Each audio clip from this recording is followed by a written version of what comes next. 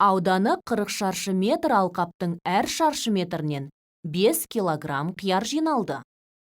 Алқаптан барлығы неше килограмм қияр жиналды? Есепке кесте құрамыз. Алқаптан жиналған барлық өнімнің массасын табу үшін әр шаршы метрден жиналған өнімді алқаптың ауданына көбейтеміз. Әр шаршы метрден жиналған 5 килограммды алқаптың ауданы 40 шаршы метрге көбейтеміз. Шығады 200 килограмм. Жауабы: алқаптан барлығы 200 килограмм қияр жиналды. Енді кері есеп құрайық. Ауданы 40 шаршы метр алқаптан 200 килограмм қияр жиналса, қиярдың өнімділігі қандай болды? Кестеден шамалар арасындағы тәуелділікті қарайық.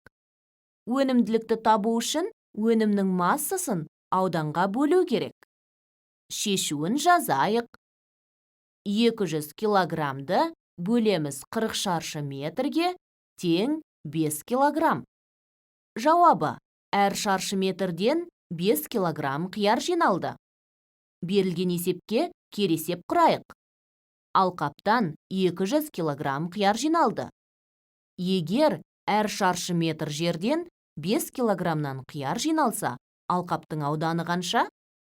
Есептің берілгені бойынша кесте құрамыз. Шамалар арасындағы тәуелділікті қолдана отырып, алқаптың ауданын табамыз. Ауданды табу үшін өнімнің массасын өнімділікке бөлеміз. Шамалардың мәнін қойып шешеміз.